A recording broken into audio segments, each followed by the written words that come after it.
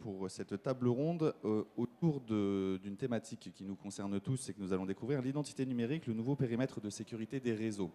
Alors, comme petit propos introductif, aujourd'hui les enjeux de la cybersécurité se sont considérablement complexifiés. Ils nous concernent tous au quotidien dans nos entreprises et même dans nos vies privées. En particulier dans le domaine de la santé, on a tous en tête des exemples de groupes hospitaliers et d'hôpitaux qui se sont fait hacker, comme on dit dans le jargon. Et il est désormais important de se concentrer sur des nouvelles méthodes justement d'authentification en lien avec nos écosystèmes de travail.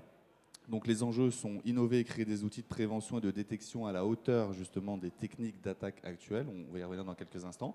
Et donc on va faire également un petit point sur un domaine qui est aujourd'hui efficace et qui se développe, c'est ce qu'on appelle le périmètre des PKI, des Public Key Infrastructure, qui est le gardien des réseaux dans les écosystèmes. Alors avec moi, je vous demande de bien vouloir accueillir Monsieur Timothy Brognard. Bonjour. Donc vous êtes General Manager EMEA à SSL 247 à la Sectigo Company. C'est exactement ça. Vous êtes basé en Angleterre, je crois. Exactement. On a des bureaux en France, mais moi je suis personnellement basé en Angleterre. Eh bien, ravi de vous avoir avec nous. Ils ne sont pas là, mais ils le sont quand même. Je vous demande d'accueillir Monsieur Vincent Croisil. Donc vous êtes expert sécurité de l'ANS, l'Agence du numérique santé. Bonjour Monsieur Croisil.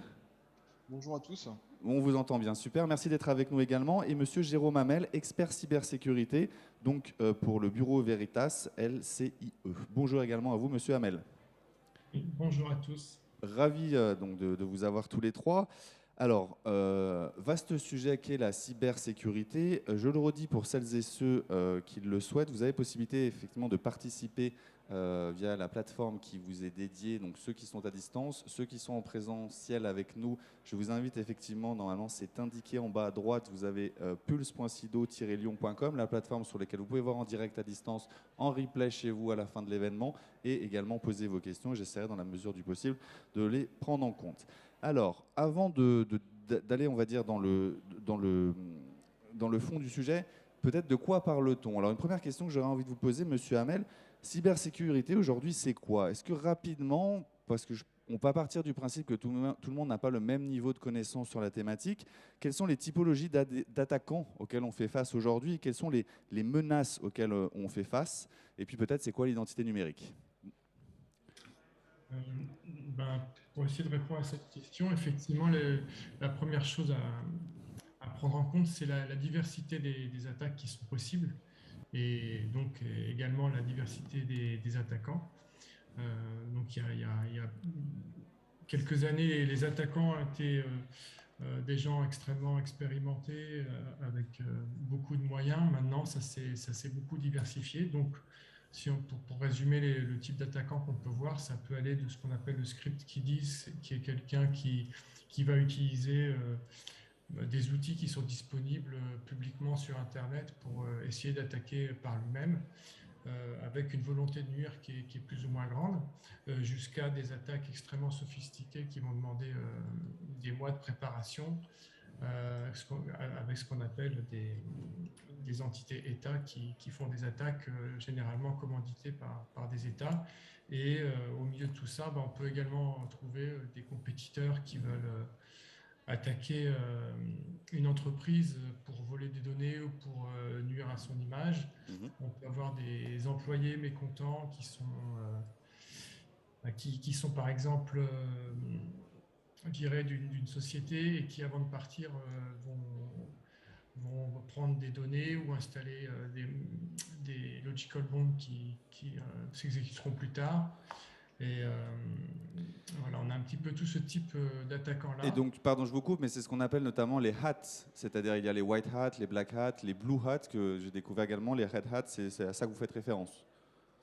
Les hats, c'est plus ce qu'on utilise en fait pour justement simuler ces types d'attaquants quand on fait des tests de pénétration, justement pour vérifier que les différents produits ou systèmes qu'on souhaite sécuriser ont bien un niveau de sécurité suffisant. Il y a des entreprises, donc telles que la nôtre, qui font ce qu'on appelle les tests de pénétration, qui se mettent à la place d'un niveau d'attaquant avec un contrat avec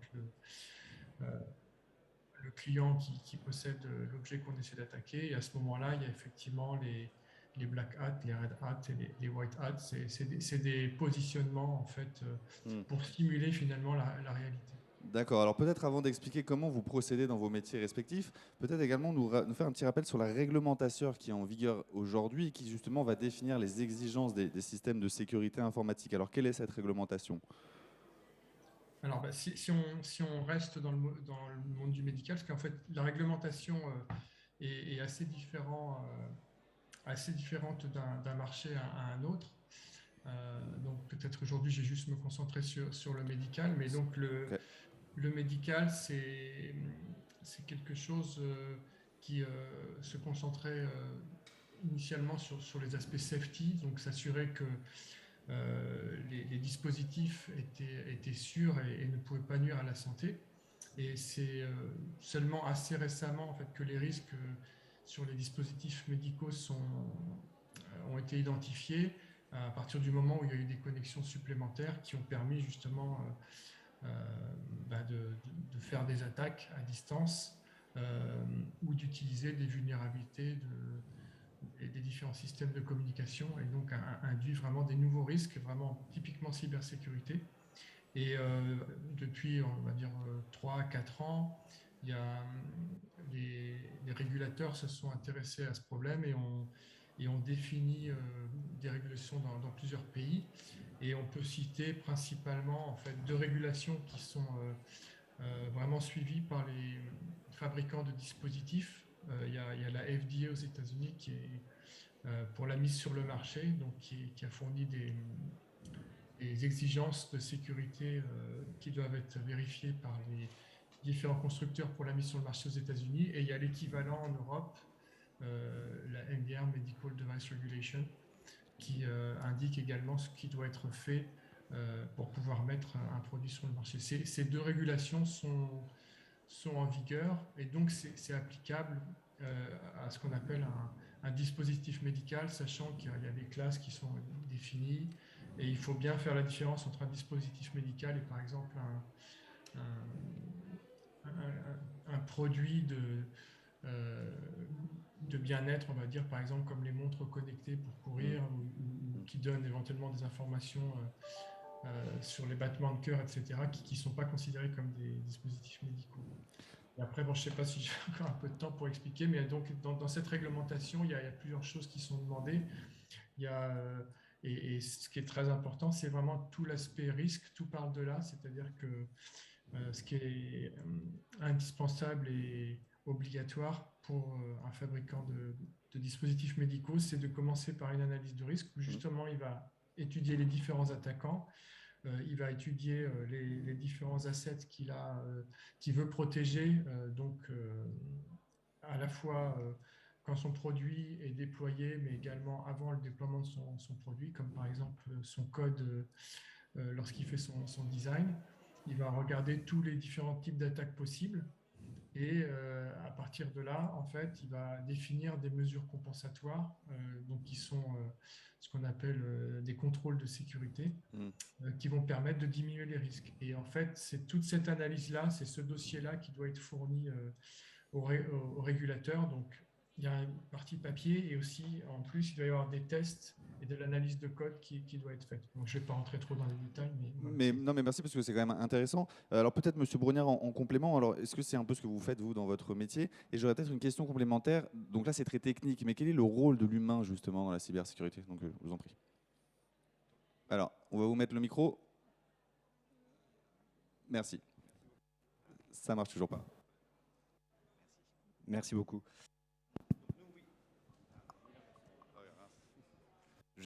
Donc on peut pas parler voilà. Donc, nous, on vient intervenir, conseiller le client. On parlait de PKI aujourd'hui, et la PKI aujourd'hui. Alors les aléas du direct et de la technique. Oui, oui. Donc on parle de PKI, puisque de Public Key Infrastructure, parce que grosso modo, ça reste une fondation.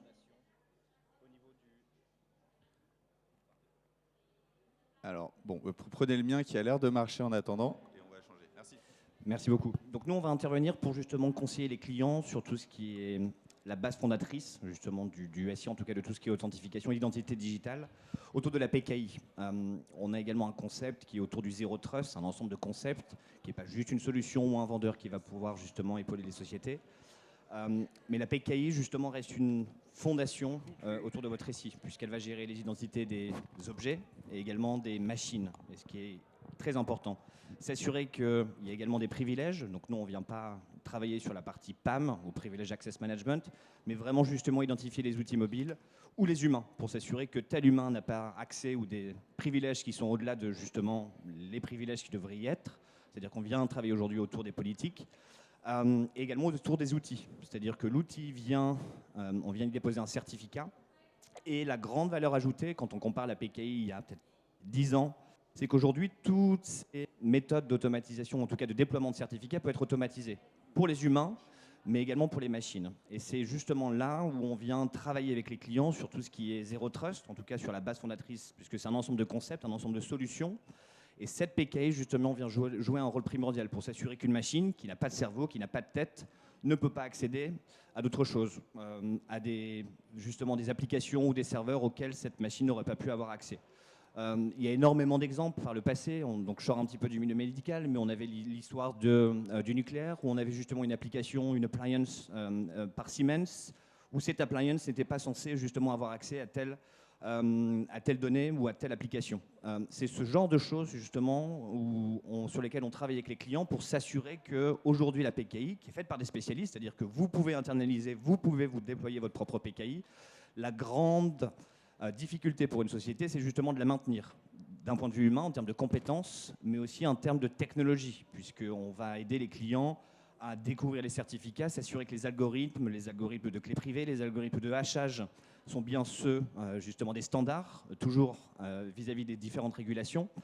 Et c'est justement là où on va avoir un rôle à jouer autour de tout ce qui est PKI et des identités digitales. Et sur le rôle de l'humain aussi, vous évoquiez... vous m'entendez ? Oui. Ouais, c'est bon. Super, merci. Sur le rôle de l'humain, vous évoquiez aussi les campagnes de phishing que vous mettiez en place dans le cadre de votre métier. Est-ce que vous rappelez rapidement ce que c'est et justement, si on devait quantifier, est-ce que l'humain est plus fautif que la machine ou... Alors, on va dire qu'un des plus grands risques, oui, reste l'humain. Les campagnes de phishing, on fait également du cassage de mots de passe, c'est-à-dire qu'aujourd'hui, on parle de passwordless, mais oui, l'humain devient aujourd'hui un des grands risques. On peut faire du social engineering. Je vous donne un exemple typique. On a fait ce qu'on appelle un red team. Tout à l'heure, on parlait de différents tests d'intrusion, puisqu'on a également une business unit de tout ce qui est audit de sécurité, tests d'intrusion. Ou justement, dans un hôpital, une clinique dans les dom-toms, on était relativement impressionnés d'ailleurs. C'est-à-dire que nos testeurs sont intervenus dans une chambre, ont réussi à s'introduire dans l'hôpital pour justement visiter, c'était une excuse pour visiter un patient. Et la première chose qu'ils ont faite, c'était justement essayer de se connecter sur le réseau. Donc déconnecter un device d'une prise Ethernet pour justement automatiquement pour se connecter et récupérer et voir un petit peu ce qu'ils pouvaient faire pour faire du crawling, donc récupérer un petit peu un mapping de tout le réseau. Et directement, le système d'information, en tout cas l'équipe IT, a été signalé qu'un device avait été déconnecté. Donc tous les hôpitaux ne sont pas aujourd'hui au même niveau. Donc ça a été une grande surprise justement pour nos équipes qui étaient aujourd'hui, dont le trophée était de pénétrer, d'avoir la main, de prendre la main sur le contrôleur de domaine. Et ils ont été relativement surpris. Mais oui, en termes de risque, les campagnes de phishing, c'est, pour expliquer un petit peu ce que c'est on envoie des emails, on se fait passer par exemple pour un éditeur qui est aujourd'hui fournisseur d'une société pour essayer de récupérer des informations sur un compte, sur une personne. Et on a en moyenne entre 10 et 15% des personnes qui vont tomber dans le panneau. Donc après, c'est aussi aux sociétés de faire de l'accompagnement et de faire de l'éducation auprès de ces personnes. Mais ça fait toujours, dans la plupart des cas, un 100% de succès. C'est pas évident, effectivement. Alors justement, Monsieur Croisilin, je ne vous oublie pas. Pour rappel, vous travaillez pour l'Agence numérique de santé. Justement, pour faire un peu plus un focus sur la partie santé, comment est-ce qu'on sensibilise justement aux bonnes pratiques? Et je crois savoir que vous travaillez sur un référentiel justement sur l'identité numérique élaboré par vos soins au sein de l'ANS. Si vous pouvez nous en toucher 2 mots, s'il vous plaît. Alors d'abord peut-être pour expliquer, je pense que c'est important de revenir Bien sûr. pour bien expliquer ce que c'est que l'identité numérique. Donc quand on parle d'identité numérique, il y a à la fois l'identification de la personne, c'est-à-dire qu'on va associer une personne physique, morale ou un objet comme vient de l'évoquer Monsieur Brognard. Et donc on va associer cette personne à une identification sur un système d'information. Et ensuite, il va falloir authentifier cette personne, c'est-à-dire permettre à la personne de prouver qu'elle est bien la personne physique ou morale qu'elle prétend être. Et donc ça, c'est deux choses bien distinctes. Et donc, ce qui est important, je pense, c'est de vraiment avoir toute la chaîne de l'identification électronique. Donc, à un niveau européen, c'est IDAS qui a introduit ces terminologies d'identification électronique. Donc, IDAS, c'est une réglementation européenne qui donne un petit peu un cadre d'interopérabilité en fait pour les échanges. Et donc, elle considère, donc dans cette réglementation, on considère vraiment toute la chaîne de l'identification électronique, c'est-à-dire le moment de l'enregistrement, le moment où j'enregistre une personne pour lui donner accès à mon système d'information, le moment où on lui délivre le moyen qui va lui permettre de prouver son identité, donc son dispositif d'authentification, mais aussi de quelle façon on va suspendre ou révoquer ce dispositif d'authentification dans certains cas, comment on va le renouveler, le remplacer, et bien sûr, il y a le mécanisme d'authentification en lui-même qui est mis en place. Alors pourquoi c'est important d'avoir toute cette chaîne? Parce que si je prends un exemple, si on a tendance à se focaliser sur le moyen qui est utilisé pour s'authentifier, et donc, par exemple, on peut considérer qu'une carte à puce, c'est un bon moyen qui aujourd'hui a été prouvé, qui est utilisé dans la banque. Donc, on pourrait considérer que c'est un moyen qui est un bon moyen pour s'authentifier. Cependant, si cette carte à puce, elle est distribuée de façon anarchique, on ne vérifie pas l'identité de la personne au moment de son enrôlement, par exemple, eh bien, c'est un moyen d'authentification qui n'aura aucune valeur, puisque au final, on n'aura pas la certitude que derrière ce moyen d'identification électronique se trouve vraiment la personne qu'on attend. Donc, nous, à notre niveau, donc sur le secteur de la santé, l'Agence du numérique en santé a un rôle de régulateur, comme on l'expliquait tout à l'heure. Et donc, on essaie de se baser sur cette réglementation IDAS pour donner un cadre pour l'ensemble des établissements de santé, des structures de santé, et du médico-social en France. Alors, ça veut dire que on va recommander, bien sûr, on va donner des exigences donc qui vont regrouper différents types d'authentification avec les moyens, bien sûr, qui sont distribués par l'État.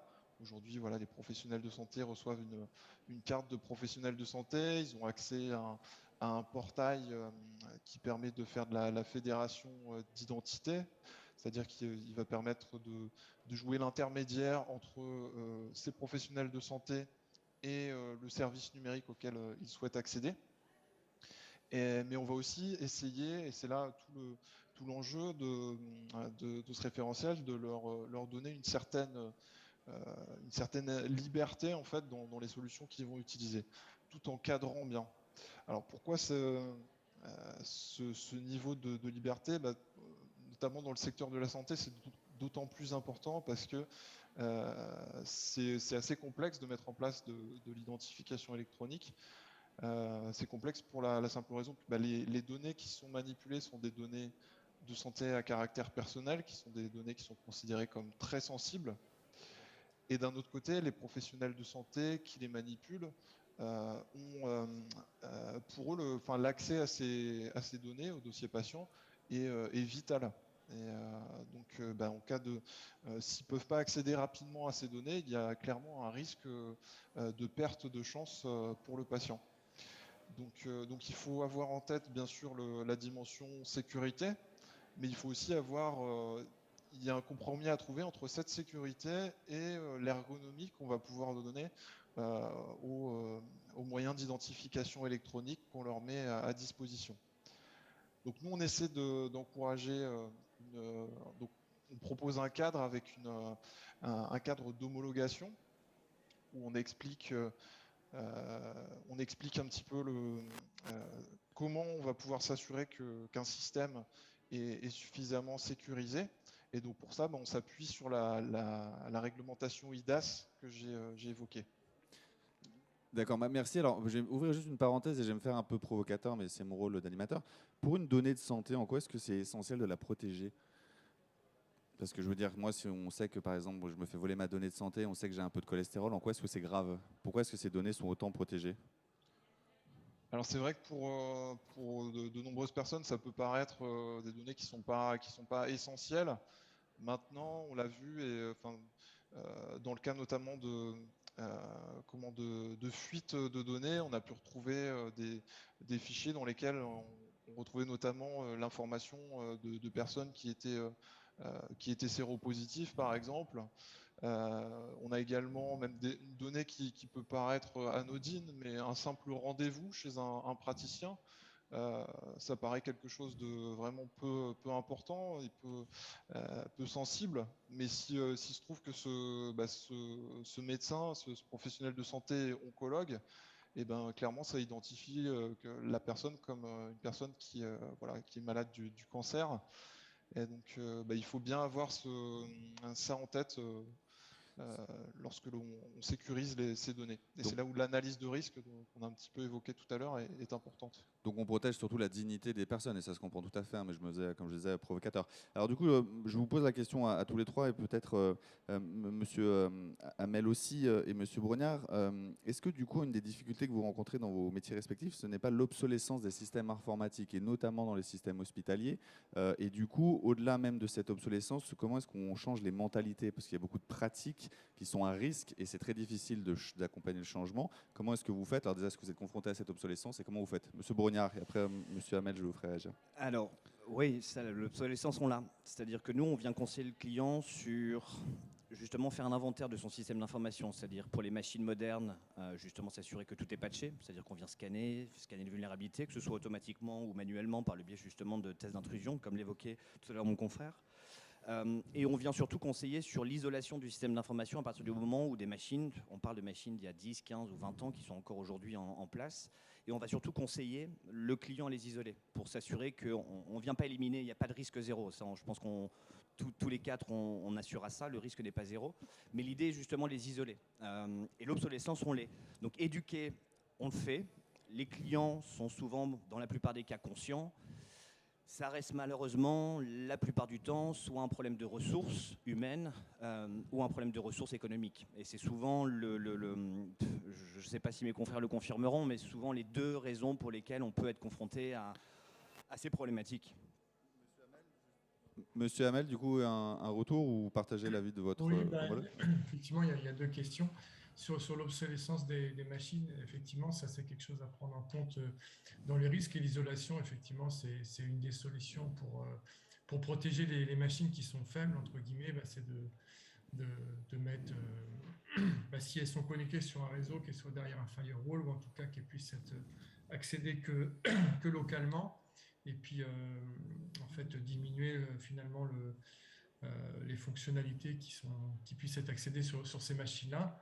Et l'idée, finalement, c'est de prendre ça en compte dans le design du produit ou du système ou du réseau, pour s'assurer vraiment que ces machines sont bien identifiées, comme ça a été dit, et également qu'il y a des contrôles de sécurité qui sont mis en place pour pallier au fait qu'elles sont vulnérables. Donc finalement, ça passe par sécuriser plus fortement certains autres points.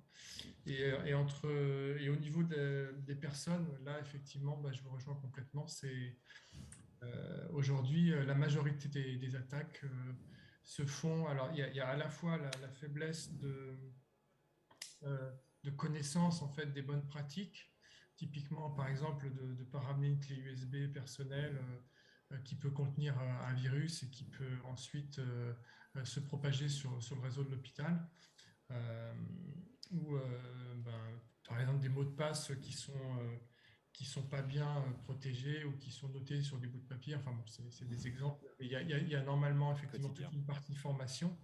Et ce qu'il faut savoir aussi, c'est que la plupart des attaques se font avec ce qu'on appelle les insiders, c'est-à-dire des personnes qui sont à l'intérieur de l'hôpital. Donc c'est pas unique, il ne faut pas se protéger uniquement d'attaques via un réseau qui viendrait de l'extérieur, mais également considérer de la malveillance en interne, ce qui est aussi important.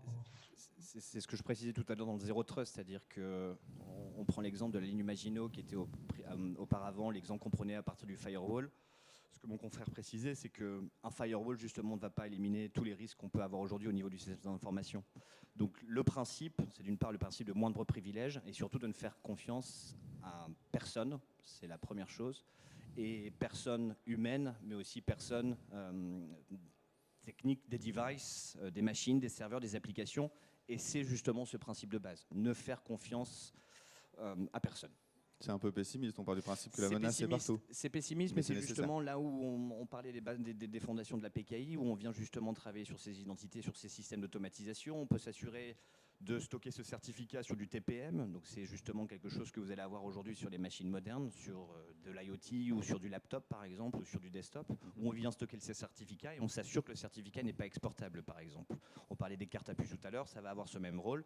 La question est de savoir, en termes d'ergonomie pour l'utilisateur, on va avoir justement ce login, ce mot de passe, et puis après justement ces deux authentifications. Ça peut être un SMS qui est aujourd'hui pas forcément imperméable aux attaques, mais on peut également passer à tout ce qui est ce qu'on appelle du passwordless, où justement le certificat sera automatiquement stocké sur du TPM ou sur du HSM, du High Security Module, qui va permettre justement l'impossibilité d'exporter ce certificat pour une personne malveillante qui pourrait justement prendre la main sur ce certificat pour s'authentifier. Et d'un point de vue utilisation, et pour l'utilisateur, c'est plus de mot de passe, plus rien du tout, on reste juste sur une base de certificat. Alors, on va y revenir sur la partie solution. C'est vrai que là, on a plus évoqué dans le contexte, on a commencé un peu à parler de solutions, de nouveaux outils qui se développent. Pour autant, comme je l'ai dit tout à l'heure, j'ai à cœur de vous intégrer le plus rapidement possible. Est-ce que vous avez éventuellement des questions? Donc là, on peut se le permettre parce que je n'en ai pas sur la tablette, non. Là, on est en petit comité. Est-ce que quelqu'un veut poser une question? Parce qu'on a employé des termes assez techniques, précision, témoignage même. N'hésitez pas. Je vous donne cette possibilité. Alors souvent, il faut que quelqu'un se lance pour que les autres suivent. Monsieur, bonsoir. Alors, j'ai juste gardé mon micro pour des raisons de sécurité. Je vous demande de garder votre masque et peut-être vous présenter, voilà, qu'on sache qui vous êtes. Bonjour. Oui, Guy Van Huffelen Orange.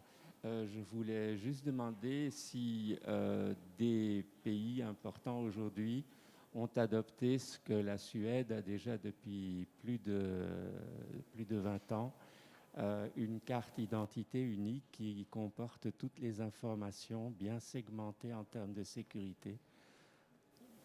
Une sorte de carte d'identité numérique ultra sécurisée. La PKI. Première PKI publique. Alors, messieurs, est-ce que ça vous parle? Qui veut répondre?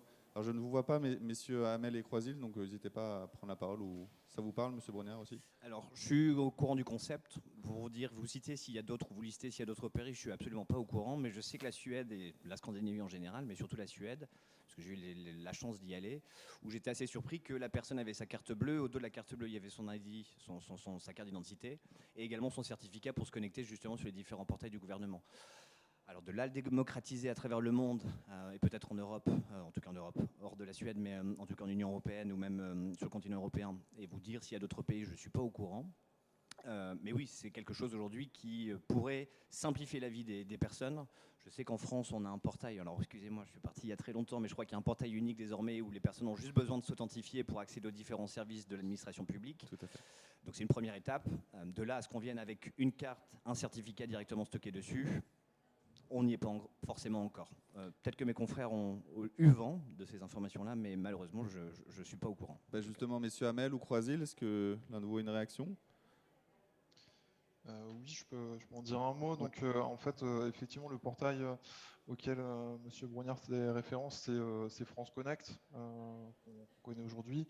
Alors aujourd'hui, il y a différents moyens d'identification électronique, différentes offres d'identité en fait, qui viennent s'intégrer sur France Connect avec un niveau de sécurité qui se positionne par rapport à la réglementation IDAS, toujours que j'ai évoqué tout à l'heure, sachant qu'aujourd'hui, donc il y a 3 niveaux pour IDAS, un niveau dit faible, un niveau dit substantiel et un niveau élevé. Donc le niveau faible est un niveau finalement assez basique, hein, ça s'apparente à du login mot de passe.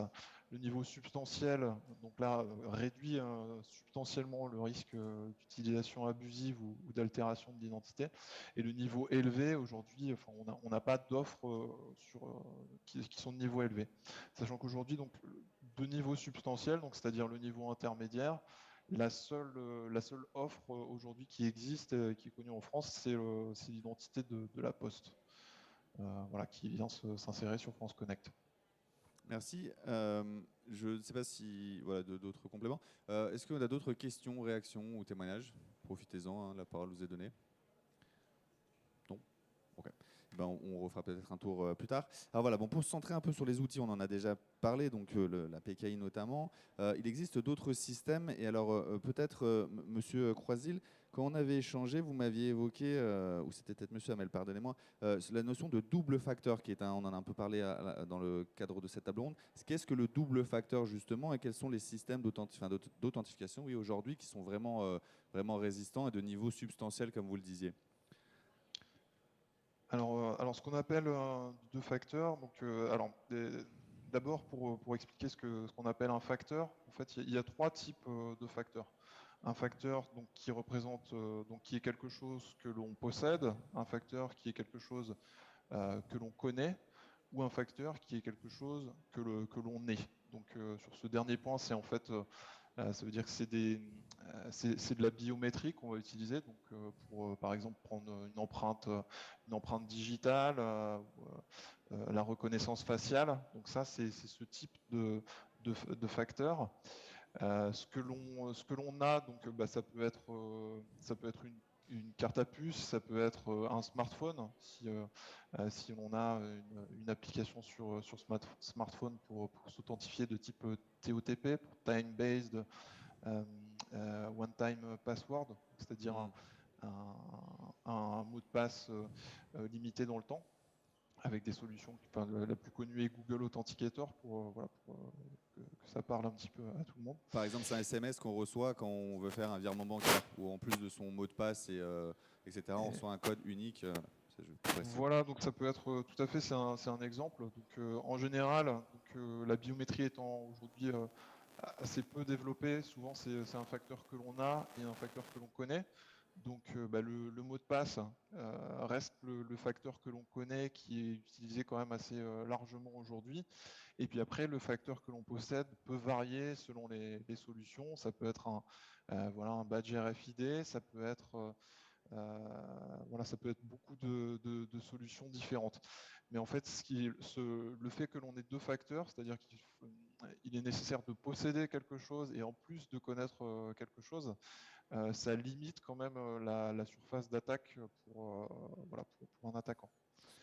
Après, peut-être quand même une remarque par rapport à ça. Aujourd'hui, l'OTP mail et l'OTP SMS, c'est-à-dire le mot de passe unique que l'on reçoit par mail ou par SMS pour s'authentifier, ce sont des solutions qui sont petit à petit en train d'être abandonnées, notamment parce qu'on estime que si on a souvent le renouvellement du mot de passe qui se fait par mail.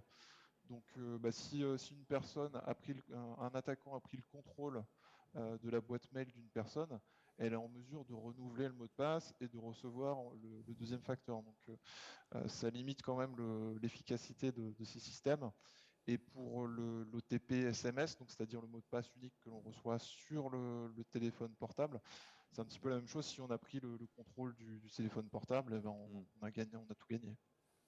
Monsieur Brunner, je vois que il y a un bon exemple de ce que mon confrère disait au sujet du vol de mot de passe. Il y a des sites web que vous trouvez aujourd'hui, vous tapez Google, notamment un qui s'appelle I've been pwned, vous tapez votre adresse email et vous allez voir si justement dans les différents sites web sur lesquels vous utilisez cette adresse email, si un de ces sites web, ou en tout cas un de vos accès a été hacké par le passé. C'est justement une des pratiques que nos testeurs vont faire, c'est une première phase de découverte pour voir s'ils peuvent reprendre la main justement sur des credentials d'utilisateurs. Au niveau de l'OTP, oui, c'est ce que la partie SMS, la partie email, elle a été expliquée, c'est-à-dire qu'aujourd'hui, c'était peut-être bien il y a quelques années, mais c'est devenu obsolète. C'est pour ça qu'aujourd'hui, on va travailler davantage sur la partie certificat. Encore une fois, la technologie avance. Tout ce qui est autour de PKI, il y a eu de grandes avancées en termes de technologie et surtout d'automatisation, puisque quand vous parlez à un centre hospitalier avec plusieurs milliers de praticiens ou une société avec des dizaines ou des vingtaines de milliers d'employés, vous ne pouvez pas vous permettre de délivrer une carte à toutes les personnes.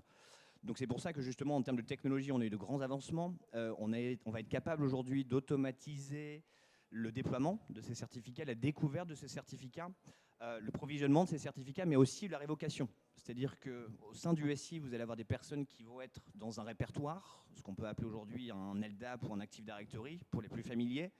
À partir du moment où cette personne va sortir de cet Active Directory, tous les accès et tous les certificats vont être révoqués pour empêcher justement à ces personnes de pouvoir accéder au SI, aux applications auxquelles ils avaient pu avoir accès.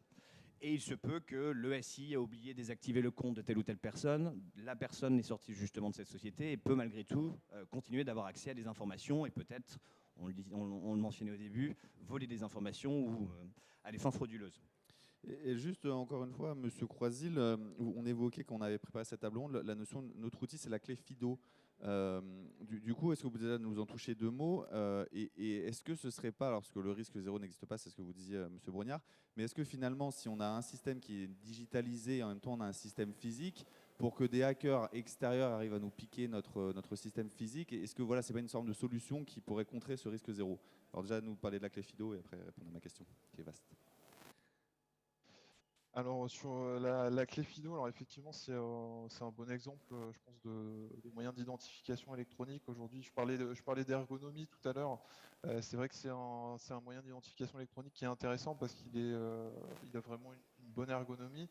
Par exemple, aujourd'hui, si vous voulez utiliser une carte à puce, eh ben, il vous faut connecter un lecteur de carte à puce sur votre outil, sur votre device.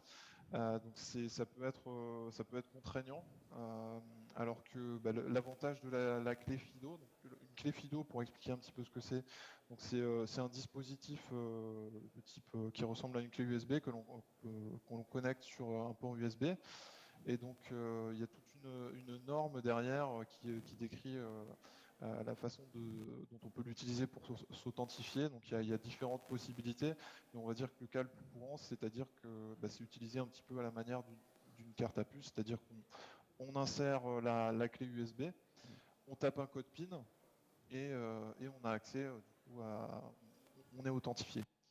Donc ça, c'est notamment intéressant pour certains usages. Donc dans les hôpitaux, par exemple, j'entendais le témoignage récemment d'un RSSI, un responsable de la sécurité des systèmes d'information dans un CHU qui expliquait que pour son service réanimation, jusqu'à présent, il avait des mots de passe de 20 caractères qui permettaient de sécuriser l'accès. Voilà, pour des raisons de risque important, je suppose, sur cette plateforme. Donc c'était contraignant pour les médecins et en même temps la sécurité était relative puisque on a un seul facteur. Il a mis en place un système de clés FIDO et finalement ça a été un gagnant-gagnant puisque il a gagné en sécurité puisque on a maintenant 2 facteurs. Ça implique d'avoir la clé USB et le code PIN pour pouvoir la clé FIDO et le code PIN pour pouvoir se connecter.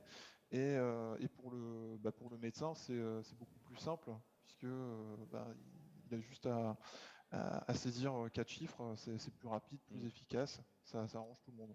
Et plus facile et puis ça ne nuit pas à l'activité du praticien. Monsieur Hamel, je ne vous oublie pas, mais c'est vrai que vous insérez peut-être plus dans l'analyse du risque, comme vous disiez, enfin en amont, on va dire. Mais voilà, est-ce que les échanges de vos autres camarades vous évoquent quelque chose sur les solutions que vous pouvez préconiser dans le cadre de votre travail? Oui, enfin, en fait, c'est plus ou moins une extension de la double authentification. C'est ce qu'on appelle la security by layers, c'est-à-dire qu'on multiplie finalement les couches de sécurité pour, si jamais il y en a une qui est compromise. Donc, si on reste sur le cas de la double authentification, c'est si jamais quelqu'un arrive à voler le mot de passe, et s'il n'a pas le deuxième facteur, il ne pourra pas s'authentifier. Et on peut étendre ce principe-là à la sécurité dans les milieux médicaux, c'est-à-dire par exemple il faut désactiver les interfaces, crypter les données, donner accès limite. Enfin ça a été dit aussi, c'est que il faut que les accès soient limités aux personnes qui en ont vraiment besoin. Il y a tout un tas d'arsenal de sécurité en fait, qu'on peut multiplier. C'est-à-dire il faut pas, toujours avec ce trust zéro, n'avoir qu'un seul niveau de sécurité, puisque sinon, quand on fait l'analyse d'une attaque, on s'aperçoit que le risque qu'une attaque soit brisée reste important. Par contre, le risque que plusieurs attaques soient brisées successivement, il devient quasiment nul. Et c'est ça un petit peu qu'on essaie d'implémenter en termes de sécurité en faisant plusieurs niveaux de couches. Très bien, merci. Alors bon, malheureusement, le temps passe vite quand on traite de sujets passionnants, comme j'aime à dire souvent. Je vous propose un autre tour de questions, si vous en avez. N'hésitez pas. Questions, réactions? Pas du tout. C'est parce que c'est bientôt midi que les estomacs gargouillent. Non, je plaisante. Bonjour monsieur, je garde par contre le micro pour les raisons sanitaires. Bonjour. Je vais en poser une assez rapidement. Donc, dirigeant de PME spécialisé en protection de données, donc ISO 27001, hébergeur de données de santé. Et c'est plus un air du temps que je vais partager par rapport à, en interne et chez nos clients, à la question de, on confie toutes nos authentifications aux GAFAM. On ne va pas citer, mais c'est quand même Microsoft chez qui on authentifie beaucoup de personnes. Et quel est le niveau de protection qu'on peut avoir par rapport à un tiers de confiance, hein, celui qui vous autorise à rentrer dans votre session. Et deuxièmement, on muscle les mots de passe. On demande un changement fréquent, hein, puisque l'utilisateur est souvent l'insider qui peut être potentiellement l'attaquant sans le savoir. Comment on enlève le stress à l'utilisateur? Je vais perdre mon mot de passe, je l'ai oublié, on m'en demande tous les jours, perso, pro. Moi, voilà. En tout cas, on est souvent confronté à ça. C'est une très bonne question. En plus, ça fait partie des solutions qu'on va évoquer. Je ne sais pas qui veut commencer par la première question sur voilà, cette notion de tiers de confiance vis-à-vis des GAFAM. Monsieur Hamel, Croisil, comme je ne vous vois pas, je ne vois pas si vous me faites un signe. Non. Bon, monsieur Brognard. J'étais plutôt partant pour répondre à votre seconde question. C'est une opinion personnelle, mais j'ai d'ailleurs fait des sondages chez certains de nos clients au niveau de l'hébergement, s'ils étaient plutôt Google, Microsoft, Azure par exemple, ou des AWS. Donc c'est une opinion personnelle. Alors, si vous me posez la question, je ferais davantage confiance à un Microsoft peut-être qu'à un Google, mais encore une fois, c'est personnel. Et le niveau de confiance, oui, on sait que ça reste malgré tout des sociétés américaines. S'assurer que les données sont stockées en Europe, je pense en Union européenne. On peut même pousser pour certains providers, et surtout dans le domaine de la santé, voir s'il n'est pas possible de trouver un hébergeur. Nous, on a des collaborateurs, des partenaires avec qui on travaille en France, qui hébergent des données en France et qui ne sortent pas justement du domaine français. Donc ça, après, ça va dépendre un petit peu de votre stratégie et si vous voulez rester sur du franco-français ou bien justement étendre à du Microsoft, sur tout ce qui est messagerie. Donc ça, c'est vraiment une opinion personnelle. Et quant à votre seconde question, et notamment, nous, on travaille énormément sur la partie passwordless, c'est ce que je vous expliquais. Alors, ça va rester un petit peu différent de ce qu'on parlait tout à l'heure de la partie FIDO. Relativement similaire, mais un petit peu différent, parce que là, on parle de médecins peut-être itinérants qui vont aller sur un poste, sur un second poste ou autre. Nous, d'un point de vue au niveau entreprise, au niveau des sociétés, même des TPE, PME, on est capable aujourd'hui, et bien évidemment en fonction des supports, en fonction des devices qui sont utilisés par les personnes, et à partir du moment où ce device, par exemple, a du TPM, du Trusted Platform Module, donc qui est quelque chose qui est sur votre carte mère et qui permet de chiffrer les informations, on va être capable de pousser un certificat automatiquement. Et encore une fois, avec ou sans code PIN. Donc on oublie tout ce qui est mot de passe et on assure que le certificat n'est pas exportable justement de cette machine. Donc sauf si le hacker peut prendre le laptop et justement deviner le mot de passe ou récupérer le mot de passe justement qui peut permettre de débloquer l'utilisation du certificat. Mais aujourd'hui, sur la partie mot de passe, on va y arriver. On a des sociétés aujourd'hui qu'on fournit. On a commencé il n'y a pas loin de 2 ans à commencer à travailler sur ce projet, sur ces déploiements de passwordless. Donc on parle de sociétés à plus de 10 ou 15 000 employés, puisqu'elles y sont déjà. Mais ça risque, en tout cas c'est pas que ça risque, ça va se démocratiser avec le temps au niveau des TPE ou des PME. Ça arrive.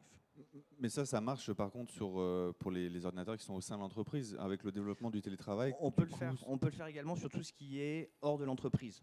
C'est-à-dire qu'aujourd'hui, on va avoir un agent qui est basé sur justement du développement, par exemple Microsoft ou du développement Apple. On n'y est pas encore sur la partie Unix.